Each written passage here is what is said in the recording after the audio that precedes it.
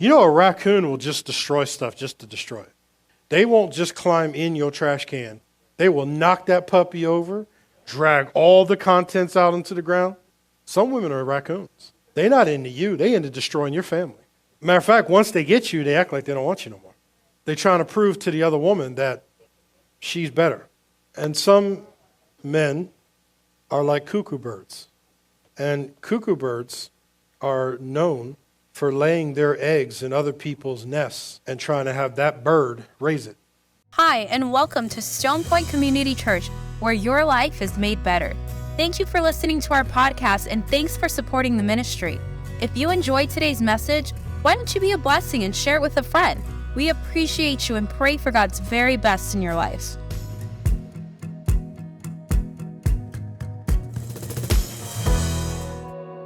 If you would, let's turn to 1 Corinthians chapter 6.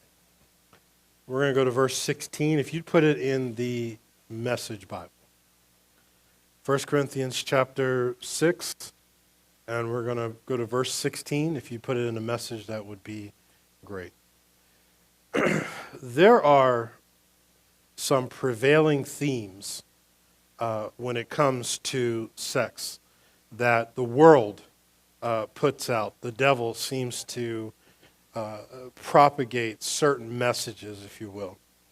And it is unfortunate, but many believers believe more what the devil says about sex than what God has said about it.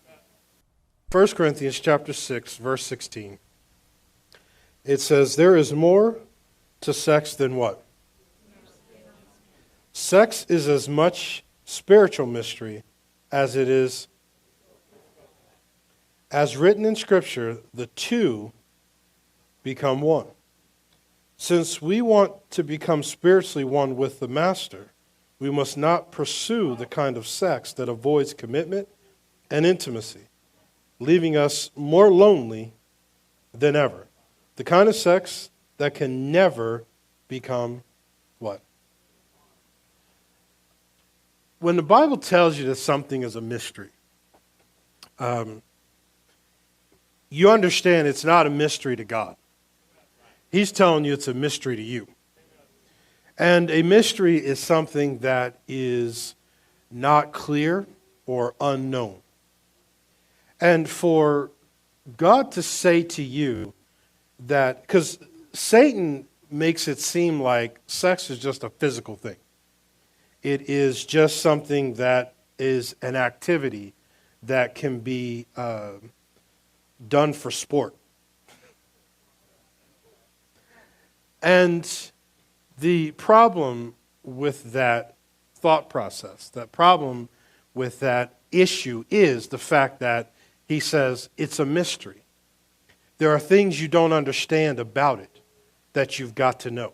There are things that are not often revealed in its natural setting, but you got to know what you're playing with. Because how many of you know, well, I used to have a pretty solid gun collection. And then they all disappeared on the back of a boat, so I don't have any more. They fell off the back of my boat, so I don't have them anymore. But when I did, some of you got that, some of you did. I would never hand somebody, if they were looking at my collection, I would never hand them that gun without breaching it and showing them it's empty. You will automatically assume that any firearm is loaded and ready to go. It's just something you learn. It's a safety issue. If you know it's loaded or you assume that it's loaded, you handle it differently. That's why you don't give real guns to little kids. You give them the little play guns with the orange tip on the end, because the first thing they're going to want to do is run around and shoot everybody. Possibly even you. So you take precautions because you understand the nature of a thing and you deal with it differently. But can I tell you how many people, particularly believers, who deal with sex and have no clue the fire they're playing with. And so there's such extremes, right? The one extreme is, oh, it's icky, steer clear of it. And the other side is, we do what we want, when we want, with who we want, how we want. Are you? Why is it so quiet in this full gospel church? Yeah, this is going to be fun. So when he says we must not pursue the kind of sex that avoids commitment and intimacy, leaving us more lonely than ever, the kind of sex that can never become one, there is a sense in which sexual sins are different from all others. In sexual sin, we violate the sacredness of our own bodies. These bodies that were made for God-given and God-modeled love, for becoming one with another. Or didn't you realize that your body's a sacred place, the place of the Holy Spirit? Don't you see that you can't live however you please, squandering that God paid such a high price for? The physical part of you is not just some piece of property belonging to the spiritual part of you. God owns the whole works. So let people see God in and through your body. In other words, how you handle yourself. Quit thinking that your body's a piece of meat. And it's funny because a lot of people lead with that. They lead with sex. They lead the relationship with sex. And the problem is it's all backwards. And flipping it around all backwards, because of how it starts, it tends to end backwards. Are you following me? And so when we talk about two becoming one, and he gets into how spiritual of a nature this is, do you know how many people deny their own husbands or their wives' intimacy? We look at this. Now, I want you to think about what he's talking about. He says just as much as a mystery, and it's a spiritual thing. We think automatically into sexual perversion, right? We assume that he's only talking about going out and having sex with people that are outside of the covenant. You all know that you're not supposed to have sex outside of a covenant marriage, right? You also know that marriage is one man and one woman.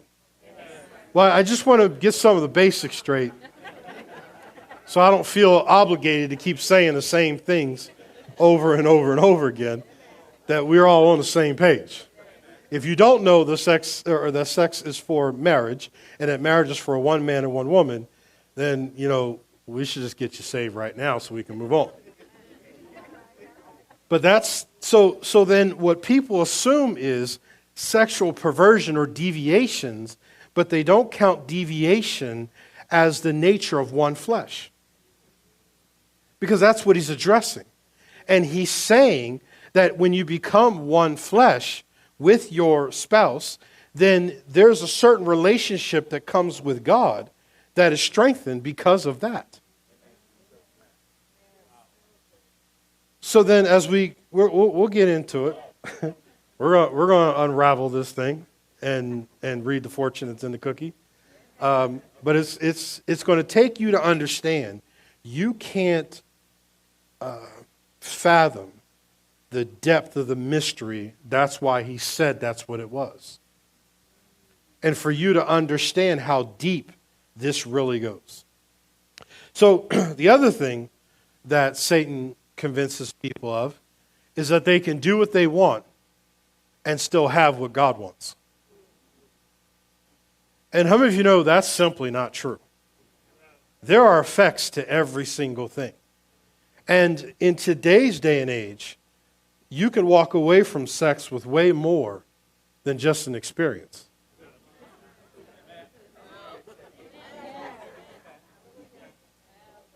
Some of y'all crazy. It's like playing Russian roulette. And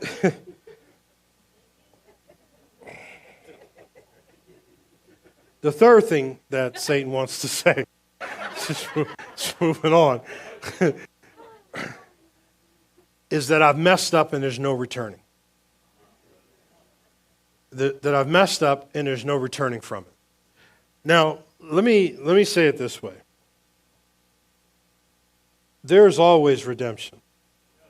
Always.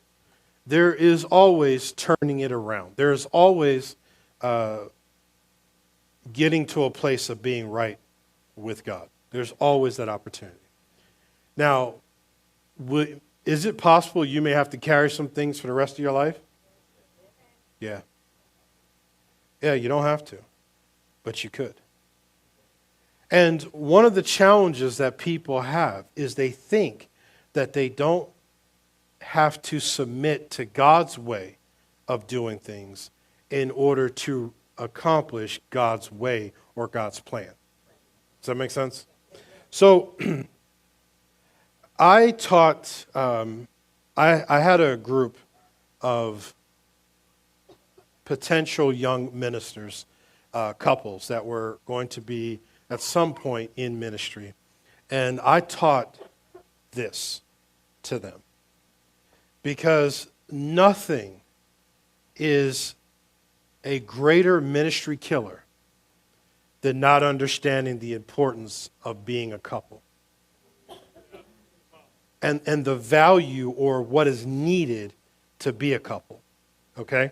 So I'm going to address things that are definitely within the confines of marriage. So all of you that are married and sitting next to your spouse, just give them an elbow. And if you're single, don't be scared. Some of y'all acting like you're scared. Don't be scared. Give them an elbow again. Tell them pay attention. And all of you who are single, elbow them and tell them pay attention. Because this is how you stay married.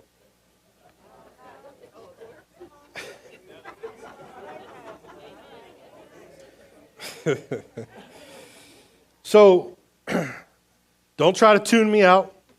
Because, he's talking about married folks. He's talking to married folks. I might be talking about married folks, but how many of you know these are the things we should know? And it's easier to go into it the right way than it is to try to fix it. There are three things. There are three things that literally will decimate a relationship. Communication, money, and sex. They all center around trust. They really do. This is why if someone is reckless with their sex, it's going to disrupt and destroy their marriage. And when I say reckless, I mean reckless as in sex outside of their marriage. If someone is reckless with their communication, meaning they don't care whether they're understood, they don't care whether they understand their partner, it will destroy the trust in their relationship. If somebody is reckless with their money, it will destroy the trust that is in the relationship. All of it comes down to a level of trust. So I'm going to give you 7 shocking and surprising things that God actually said about sex, so that we can stop listening to what Satan said and start understanding the truth about what God actually said. Okay? Number 1, sex is God-designed, God-given, therefore it should be God-governed. Sex is God-designed, God-given, and so it should be God-governed. Look at Genesis 2:24. Go to 2:22. We'll work our way into 2:24.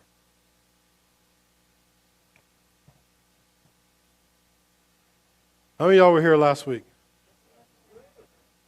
So y'all, okay, because I'm going to ask a question. When I ask the question, I don't want you to raise your hand. I really don't. I just want you to not raise your hand. I really, please don't. But how many of y'all sent some pictures to your spouse? Good job. I'm proud of you. To your spouse. The one you married. And the rib which the Lord God had taken from man, made he what? And brought her. Now, Adam said, this is now bone of my bones, and she shall be called, whoa, man, because she was taken out of the womb of man, which is why the woman carries the womb. Now watch. Therefore shall a man leave his father and his mother, and shall cleave unto his wife, and they shall become. Now, I don't have time to give y'all an anatomy class. I don't. But I hope that you understand that the only way two can become one is parts of one got to fit in parts of the other. And the two become one. Now, in case you think I'm twisting this, let me make sure you understand. That word cleave means to grab hold of and not let go of. As if you were clinging to a pole. So, clinging to a pole and becoming one flesh would help you to understand what God is trying to say. Because here Adam is looking at all these other animals. He's found no one for him. And he says, now this is for me. She is bone of my bones. She is flesh of my flesh. She is now suitable for me. And this fits.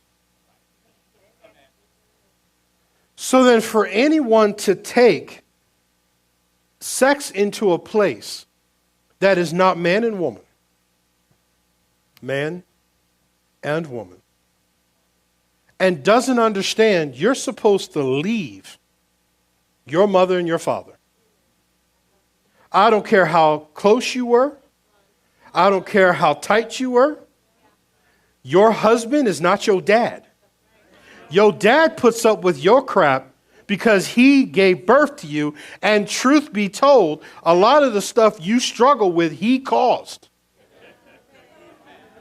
So he's at fault to why you got such expensive taste.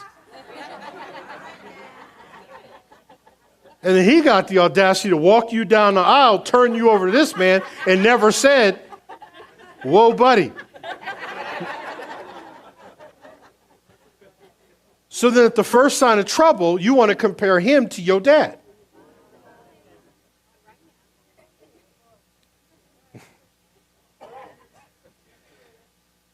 And for you fellas, your wife is not your mama. I don't care if your mama cut the edges off your sandwich.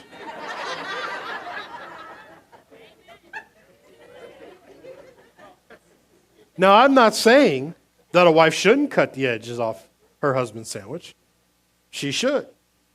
But not because your mama did it.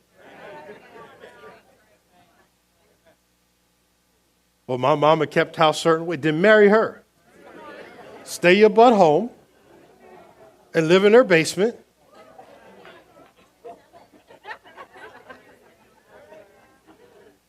When you leave, you abandon everything related to that and you cleave to your. Well, you don't understand. She raised me. That's great. But now you're in covenant. And what changes the covenant from what it used to be with your dad to what it now is with your husband is technically only one thing.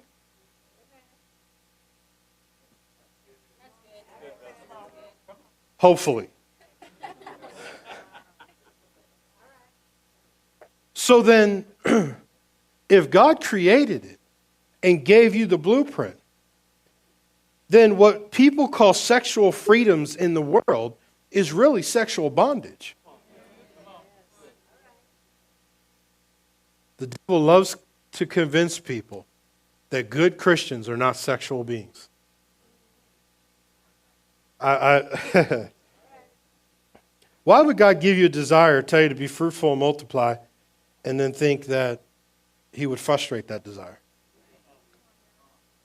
Why would God put you in a position to have urges and desires and then tell you you're not allowed to have them? If I was to light a fire up here, set up a little fire pit, put some logs in it, throw some gas on it, light it. How many of you think that'd be appropriate to do in here? How many of you would volunteer to hold the log while I light it?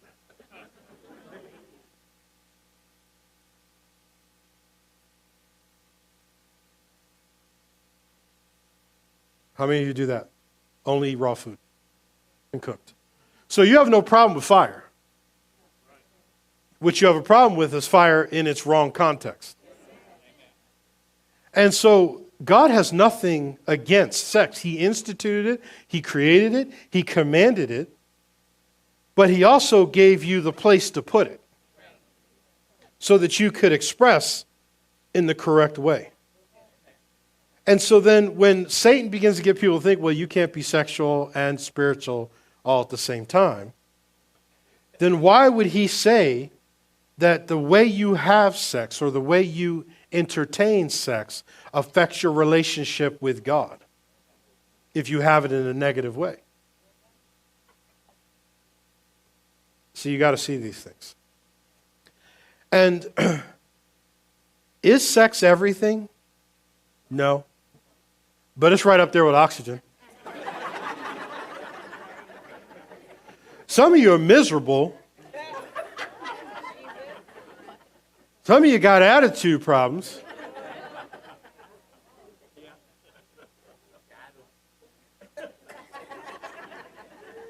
Some of you just as cranky.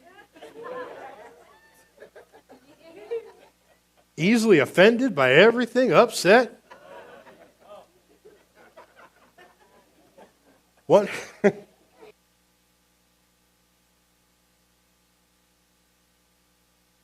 Canary in the mine?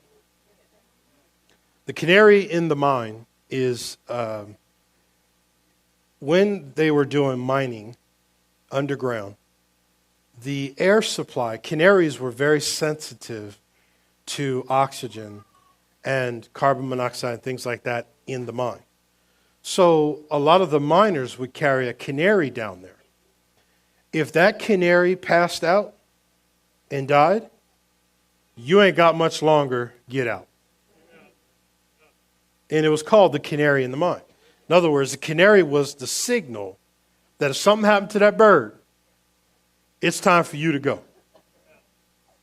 You know, sex is the canary in the mine for a marriage. It don't necessarily mean that the marriage is over, but it definitely will tell you there's a problem. One that if it's not resolved,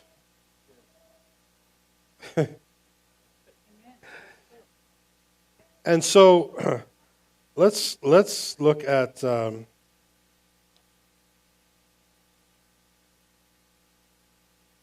Corinthians 7:1.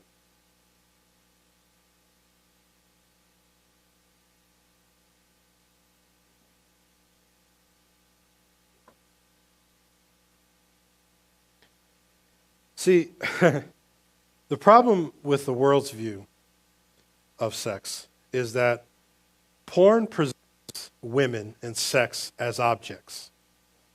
And so typically men are more conducive to porn because they want the gratification without the commitment. The women are more connected to soaps and novellas and romantic novels and all of this stuff that makes men effeminate. And it makes men like her. So then she's endeared because it applies or it appeals to a somewhat lesbian nature.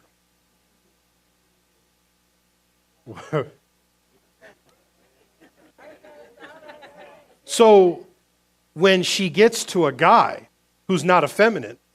Maybe you didn't know what effeminate meant. Effeminate means feminine. So if you want him to watch these chick flicks with you, he might. But he ain't going to cry like you. But see, when he doesn't cry like you have a problem. If he does cry like you, and someone's breaking into the house, and he's telling you to go look, now you got a problem with him.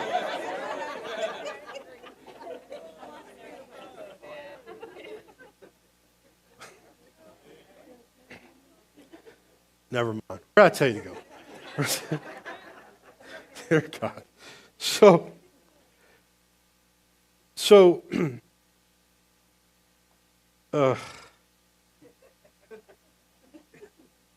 yeah, I'm gonna skip that. I just, y'all done hit too many stumps for me. Y'all throwing too many stumps. No, all right, you okay? All right, that's cool. Let's go Hebrews 13:4. Hebrews 13:4. No, we'll come back. 1 Corinthians 7:1. You ready?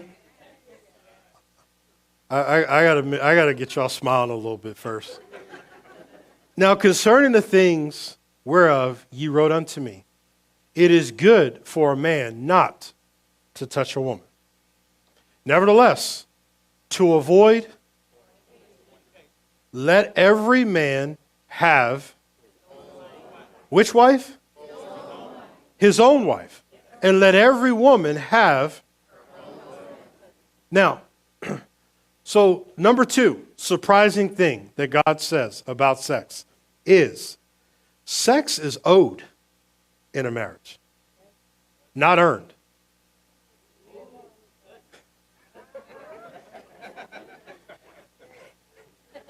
Let's go to the word.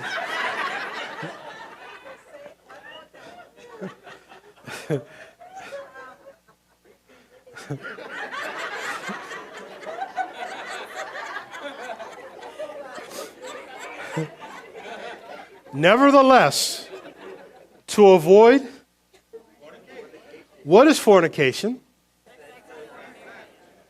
Y'all good. Let every man have his, and let every woman have, keep going. Let the husband render unto the wife. What kind of benevolence is due? No, if I tell you it's due, what does that mean? That is due, right? The husband should give to his wife her conjugal, goodwill, kindness, and what is due her, and the wife. Nobody said he's supposed to be a good boy. If he wasn't a good boy, he shouldn't have married him. Come on. For the wife, control. Hold on. For the wife does not have exclusive authority and control over her own body. You know how many times I've been in a situation where people say, my wife don't like to be controlled? And I think to myself, why is she married? No, think about it. That's like an employee saying, I don't want you to tell me what to do. You understand the nature of our relationship is, and vice. Husband's like, I don't know why my wife always telling me what to do. Because y'all won. Now, let me read the whole thing before I get into it, because some of y'all just act like you didn't just read it. For the wife does not, that says not, have exclusive authority and control over her own body. But the husband has his Likewise, also, the husband does not have and control over, but the wife. What rights are we talking about? Verse 3, just in case. Conjugal rights. That's the only amen I got from some of y'all. Listen. So then, when he tells you that you owe it, you owe it. Not. You ready? Verse 5. Do not refuse and bruh. You know what defraud means? It means to deprive a victim of a legal right.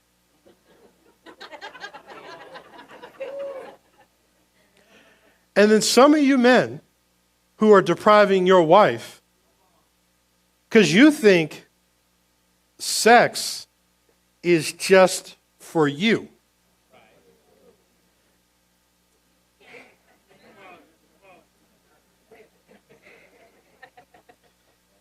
You ready? No, verse 3. We're going to stay here till you get it. I don't know if we're going to hit all 7 today. The husband should give to his wife her, and then he explain what goodwill. You know what goodwill is? A will that's good. And if you don't know what you're doing, ask her. Because trust me, she knows.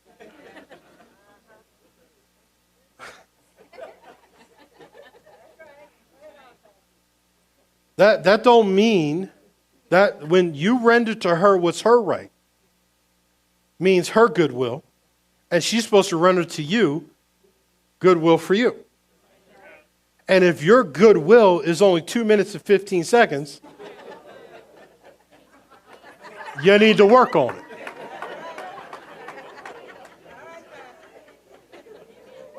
If it's goodwill for you and not for her,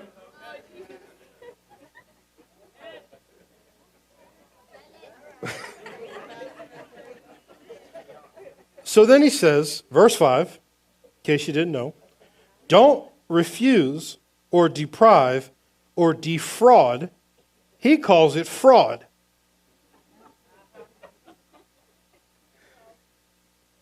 I'm trying.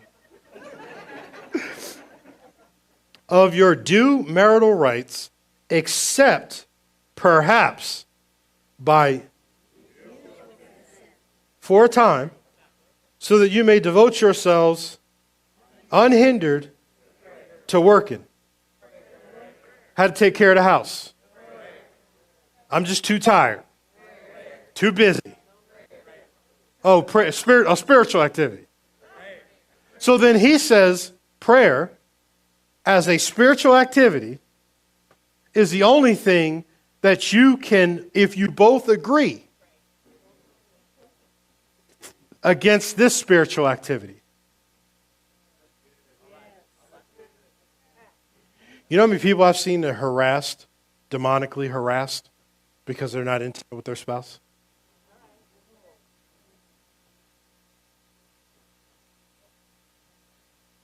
Devote yourselves unhindered to prayer, but afterwards resume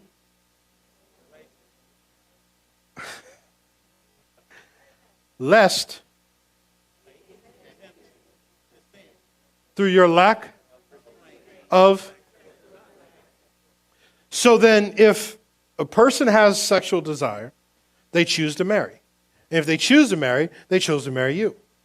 If they chose to marry you, then you have an obligation to deal and give them that outlet. Otherwise, you're setting them up.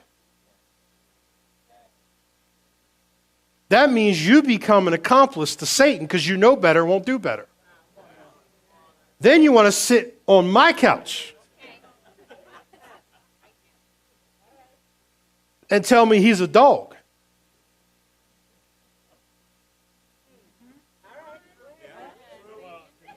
You want to tell me she stepped out on you.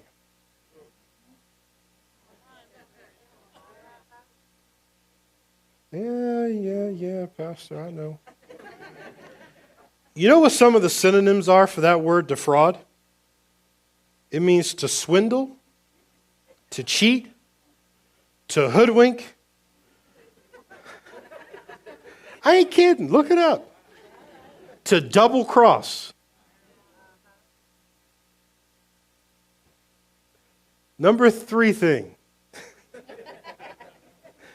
that is surprisingly said by the Bible about sex is that sex with your spouse is more important than your job.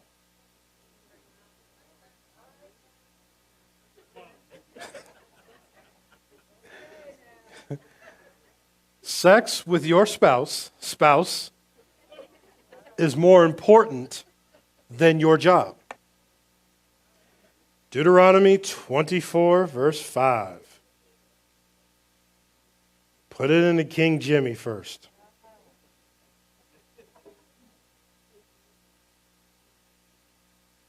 Deuteronomy 24, verse 5 says, when a man have taken a new wife, he shall not go out to, neither shall he be charged with any, but he shall be free at home 1 year, and shall do what? Which he has taken. Now, in the case, put it in Young Literal's translation. If you have it back there, Young's Literal. It says, when a man taketh a new wife, he doeth not go out into the host, which means he doesn't go into war. One doeth not pass over to him for anything. Free he is at his own house 1 year, and hath rejoiced his wife, whom he hath taken. Rejoiced her. So, just so y'all think I'm not taking liberties. Proverbs 5:18. King James. Proverbs 5:18 in the King James. Let thy fountain be blessed, and rejoice with the wife of thy youth. Right? Hey, go back. That's what it says. Say yes. Yes. Now he tells you how. Verse 19. Let her be as a loving hind her up. For some of y'all Bible scholars that think you know better. He said, don't even charge him with business. He got one job. It's his duty to please that booty. That's his job. I know. Your pastor's out there, I know. But where is the lie, though? So then when people make it all about everything else,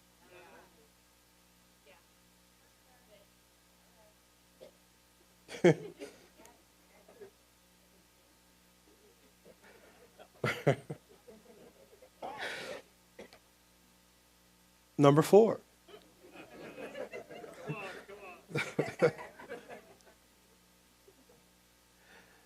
Sex is a spiritual thing. Sex is a spiritual thing. So let's go to Song of Solomon.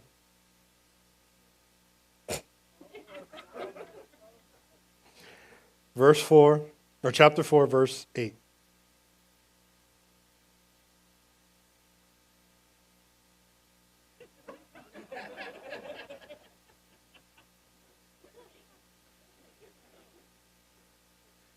Y'all ready? Come with me from Lebanon, my spouse, with me from Lebanon. Look from the top of Amana, from the top of Shinir and Hermon, and the lions' dens, from the mountains of the leopards. Thou hast ravished, here we go with that again, my heart, my sister, my spouse. Thou hast ravished my heart with one of thine eyes and one chain of thy neck. How fair is thy love, my sister, my spouse. How much better is the love than wine, smell of thine ointments and all spices. Thy lips, O my spouse, drop as a honeycomb. Honey and milk are under thy tongue, and the smell of thy garments is like the smell of Lebanon. A garden enclosed is my sister, my spouse, a spring shut up, a fountain sealed. The plants are an orchard of pomegranates with pleasant fruits, camphor with spikenard with saffron and calamus and cinnamon, with all the trees of frankincense, myrrh, and aloes, with all the chief spices, a fountain of a garden, a well of living waters and streams from Lebanon. Awake, O north wind, and come, thou south, and blow upon my garden, that my spices thereof may flow out. Let my beloved come into his garden and eat his pleasant fruits. Y'all need to quit playing. See,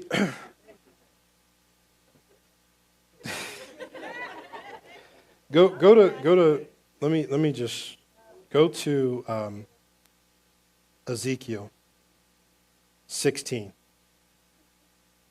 Ezekiel 16, verse 8.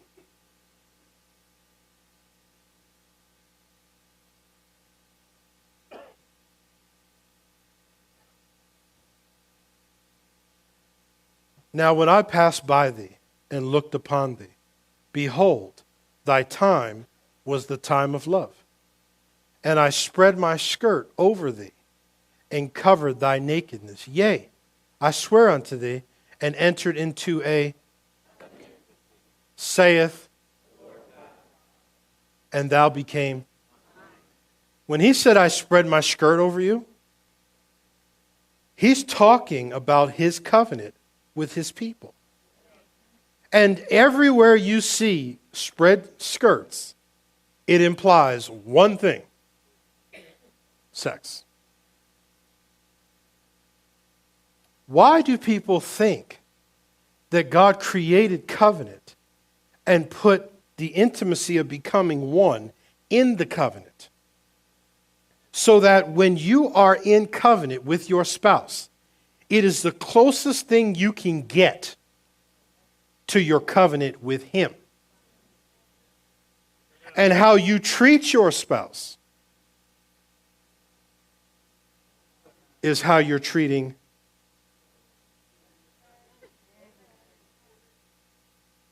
It's way more, way deeper than just a physical act.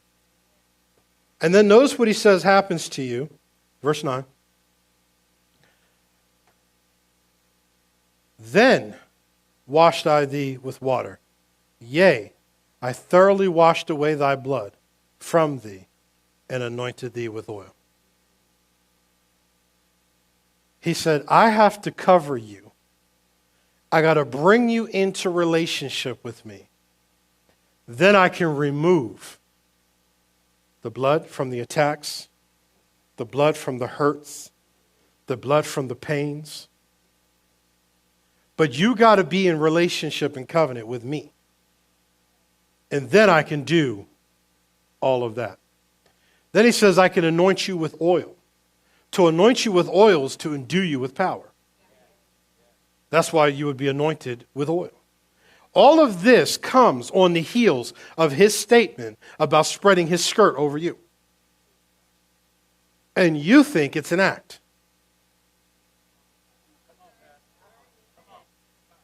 And it shows you have zero regard for what it really is. This is why the truth of the matter is chemistry comes and goes. Commitment is eternal. See, a lot of people, well, we have irreconcilable differences. No, you don't. You don't have irreconcilable differences. You forgot about the covenant. And when you do covenant, you do commitment. And when you do commitment, chemistry will come and go. Chemistry will change. See, we're in a different time nowadays. We're in a different time nowadays. It used to be that people had to be committed. You just had to be. It's a different world. Now everybody is like, well, I just do what I want. If I'm done with you, I'll cash you in and find another.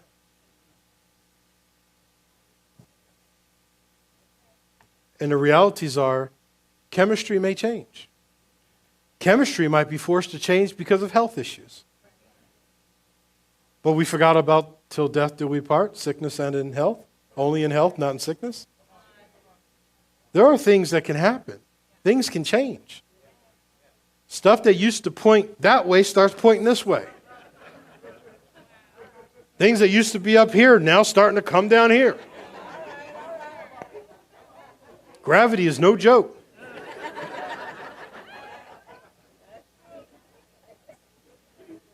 So then chemistry can change.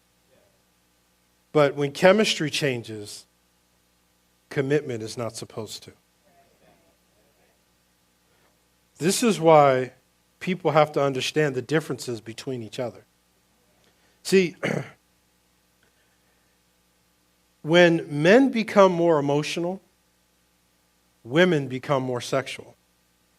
And when women become more sexual, men become more emotional. It's an amazing cycle. That's why, ladies, if you want something from him, there is an appropriate time to ask. It's appropriate for you. It's inappropriate for him. Because that sucker will agree to anything at that point. But it's the way that it works. And if you are a person who holds to your own, well, he has to be more emotional before I'll be more sexual, then you break the chain. And you're holding out of stubbornness and out of anger and out of hurt and resentments, as opposed to taking a position that I serve my wife. It's my job to know what she likes and doesn't like. It's important. I should not know what pastor likes from Starbucks more than I know what she wants from Starbucks.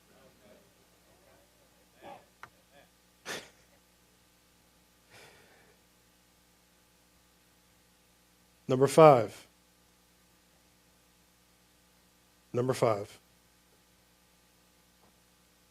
Romance is truly the language of desire.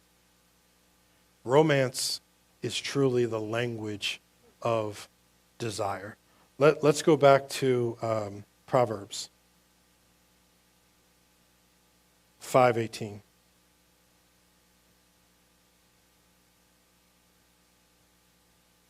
In the King James. Let the fountain be blessed, and rejoice with the wife of thy youth. Let her be as a loving hind and a pleasant doe. Let her breast satisfy thee at all times, and be thou ravished always with whose love? So when it says rejoice with the wife of your youth, you know, a lot of times when people have kids, the life changes to some degree. It's a different dynamic. There's now a third little person running around the house, so you can't run around your chonies anymore like you used to. And it changes. It does. But if you have a desire for your spouse, the language of that desire expresses itself in romance. That's why he said, be ravished and rejoice in a wife of your youth.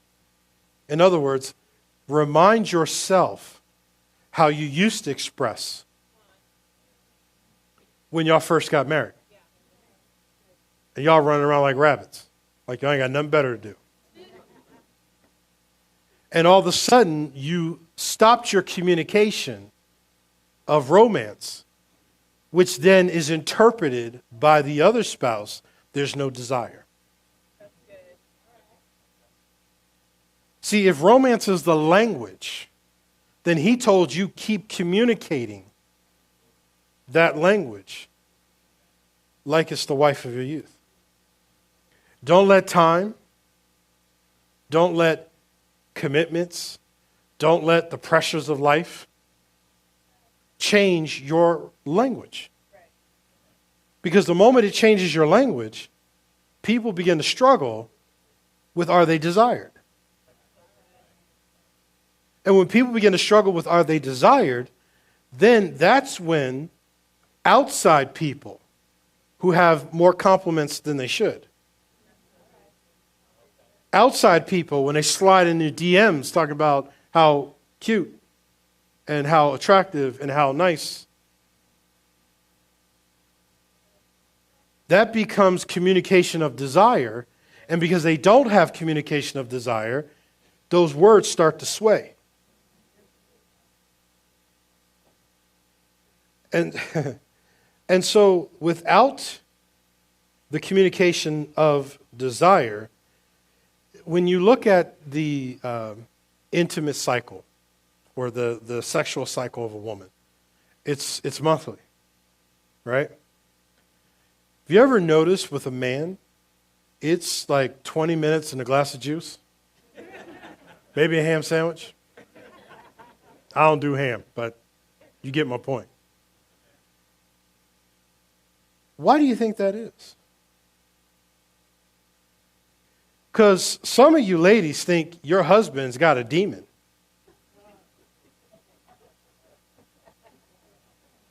Is that all you think about? No, not all. I might slide in with most. Quite a bit of. More than a little bit. But he doesn't have a demon. God built him that way. And God made you the object of his affection.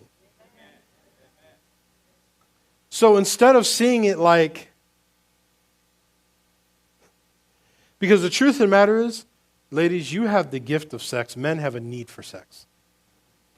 It really is that way. And it's the design to bring the two together, which is why men, you have the gift of affection. Women need affection.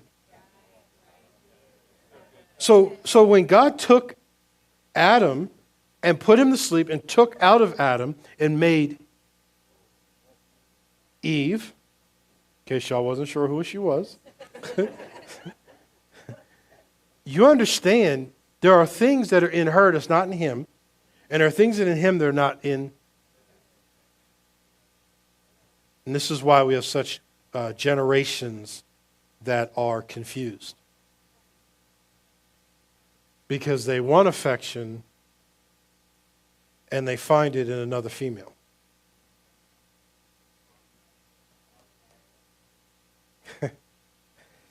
Okay. I'm going to cross that bridge a little later. Not in this sermon here. I gotta let y'all get beat up for another few more weeks before we hit that one. But so then, understanding that our wives are not needy. One amen. Oh God, I'm about to camp out here, ain't I? You know, I'm amazed at how many men will do everything they can to get her and then spend every waking moment trying to figure out how to get away from her.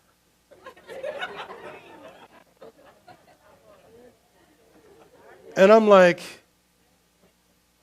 and here's the real issue there. You lusted after her.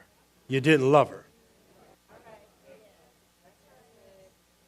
Because if you loved her, you love her and her emotions.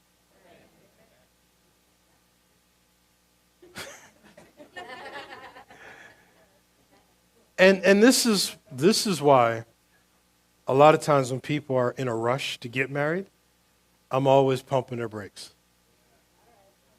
I'm like, we just need a little more time. Because, you know, the problem, though, is that her emotions is what makes her beautiful. Her emotions. Now, I'm not talking about a person with unchecked emotions. I mean, if she's laughing and crying at the same time with a knife in one hand, then, run. That's a problem. That's a whole problem. But what makes her so special is her emotions. It's what makes her passionate. It's what makes her come alive in your arms. It's what makes her look at you in a way that no one else looks at you. And it resides in her emotions. Now, her emotions need to be sanctified, right? And led by the Spirit of God. But that's what makes her great. Because otherwise, your kids will hate you.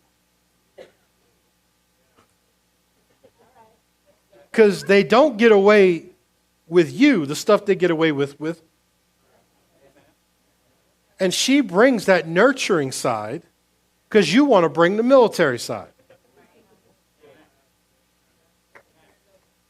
That's what makes y'all. And so when we learn as husbands to value and esteem those emotions, and how do you get there, gentlemen? Pay close. Here's one of the beautiful things. I'm going to let y'all all in on a secret. This is a secret. Don't tell nobody. If you say I told you, I'm going to deny it. The difference between men and women is men think then speak. Women speak and think at the same time. You ever want to know what she's thinking? You just have to listen. You don't believe me. You ready? Wife comes home, sees her husband. Where have you been? His first response is, huh? Where have you been? He heard you the first time. But he said, to buy himself time to process an intelligent answer and then to give it to you.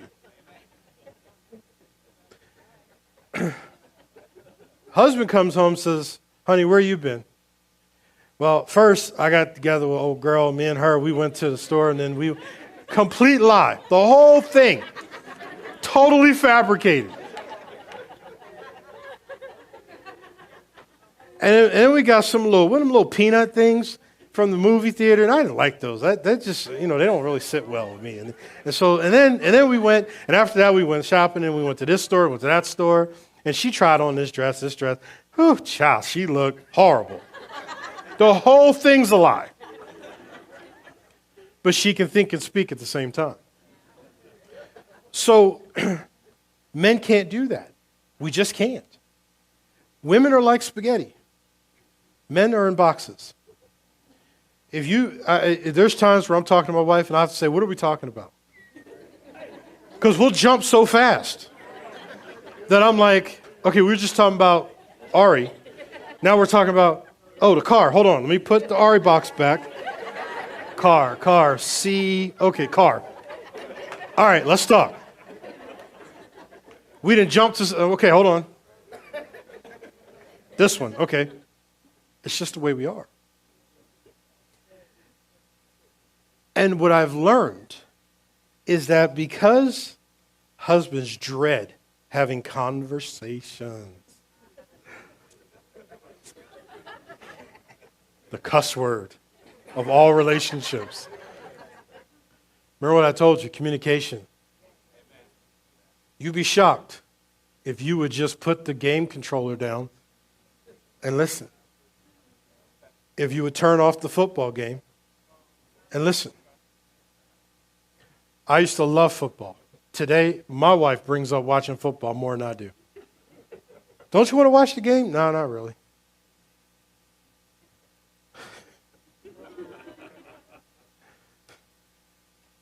You want to know why? Because what I value is her. I want to hear.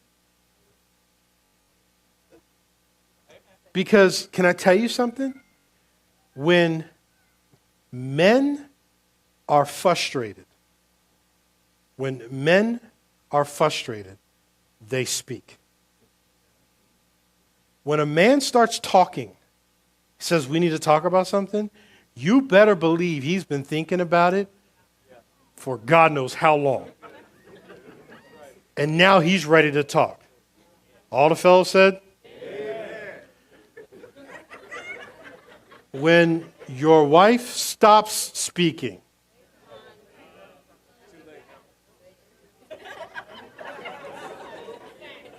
stick a fork in it, baby. It's done. When a woman's fed up, see, and you think she talks too much. You have no realization that's a good sign. You think he don't speak at all. And you're like, he must be hiding something. He's sneaky. No, we just don't have nothing to say. It's like impossible for y'all to believe that we're not thinking about anything.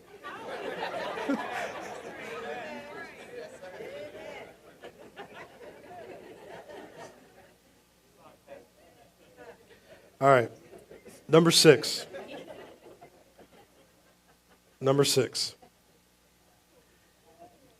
You can be as creative as you want to be as long as it's one man and one woman.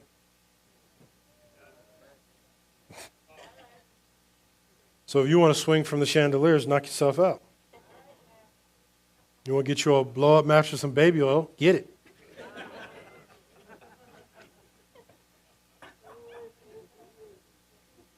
Hebrews 13, verse 4. Hebrews 13, verse 4. Marriage is honorable in all. And the bed is what? But whoremongers and adulterers God will judge. Let your conversation be without covetousness, and be content with such things as you have. For he has said, I will never leave you nor forsake you. Then we say boldly, the Lord is my helper. I shall not fear what man shall do unto me. In other words, he said the marriage bed is undefiled.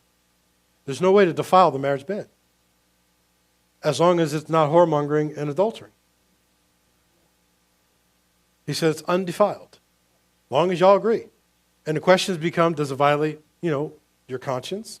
Does it hurt somebody? I mean, there's parameters within that. But by and large, if it's safe and doesn't violate anybody's conscience, that's why when the Bible says don't be unequally yoked, these are conversations you should have before you get. If you like running around in a Batman costume, you should tell somebody. Like, look, I know we just having dinner, but this is a conversation we probably should talk about. Because on the wedding night, I don't want you popping out the closet. Talking about da-na-na-na-na-na-na-na-na-na. No, hold up. I didn't sign up for all this.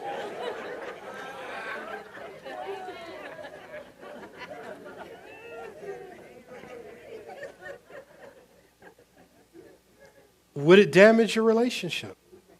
Can I tell you something I think is very, very crazy? I really, this is Bible.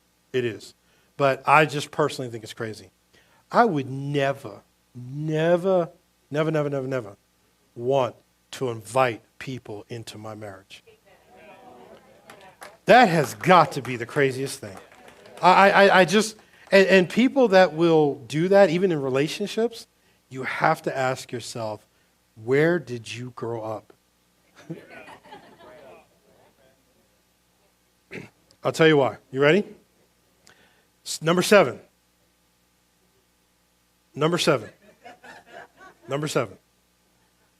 Surprising thing that God says about sex. You know what he says? Adultery is suicide.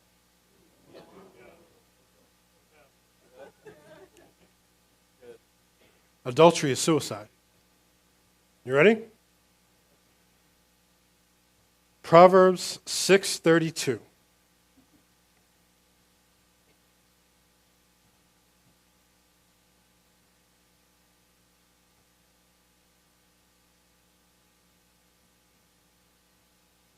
Proverbs 6:32. You ready? But whosoever committeth adultery with a woman lacks. You know what that means when you lack understanding? It means your brain ain't right. That means you ain't got no sense. Or in other words, you're an idiot. Y'all read it, right? Then he says, he does what? Destroy your own soul. In other words, suicide.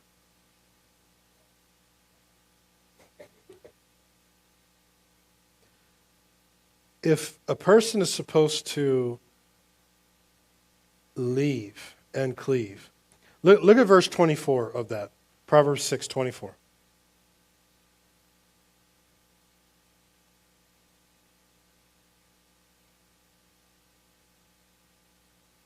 To keep thee from an evil woman, from the flattery of the tongue of a strange woman, lust not after her beauty in thine heart, neither let her take thee with her eyelids. For by means of a whorish woman, a man is brought to a piece of bread, and the adulteress will hunt for the precious life. Can a man take fire into his bosom and his clothes not be burned? Can one go upon hot coals and his feet not be burned? So he that goeth in his neighbor's wife, whosoever toucheth her shall not be innocent.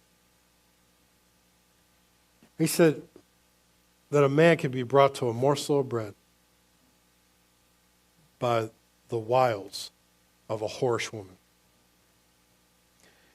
You know, some women are raccoons.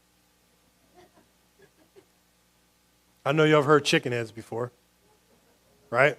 I'm not talking about chicken heads, I'm talking about raccoon. You know, a raccoon will just destroy stuff just to destroy it. They'll just tear stuff up just to tear it up. It's like an enjoyment thing. If you've ever lived in an area where there's a lot of raccoons, they won't just climb in your trash can to get food. They will knock that puppy over, drag all the contents out into the ground. Some women are raccoons. They're not into you. They're into destroying your family. Matter of fact, once they get you, they act like they don't want you no more. They're trying to prove to the other woman that she's better.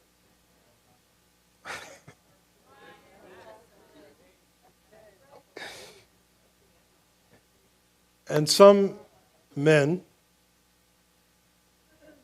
are like cuckoo birds. And cuckoo birds are known for laying their eggs in other people's nests and trying to have that bird raise it. That's where we get cuckolding from. The concept of sleeping with other people's wives and stuff like that, and husbands and things like that. Cuckoo birds. Because they don't raise their own kids. They just run around making them, and they plant their eggs in another.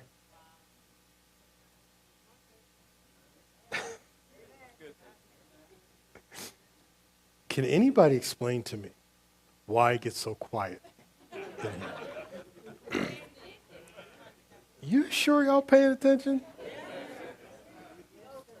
Because you literally could hear a mouse licking an ice cube from 100 yards right now.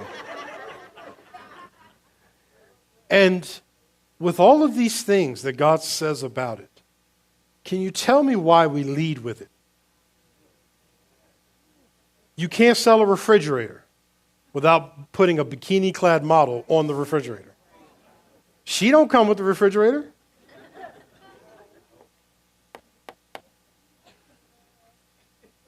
See, the world has hypersexualized everything. They've hypersexualized our children. They've hypersexualized everything. And we're just running around, it's icky. No, it's not icky. In the right context. Why do you think the Bible tells a husband to have his own wife and a wife to have her own husband?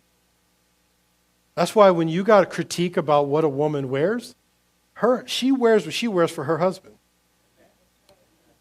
Not for you. And when the Bible says to be subject to men, it's not talking about all men, it's talking about her husband. You ain't got an opinion about what somebody else wears. If he likes her to wear something down to her ankles, then that's him. Come on, somebody. We get all judgmental about everything that has nothing to do with us. I dress for her. She dresses for me. Are you with me? I want to know that she likes it. If she don't like it, I'm changing it. Well, he ain't going to tell me what to do. We'll see you in divorce court. And if you got kids, they make you get counseling.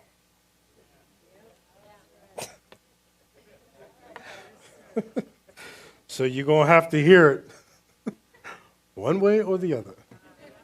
Thank you for listening to today's message. I hope you'll subscribe so you can receive the latest podcast to keep encouraged and inspired all through the week.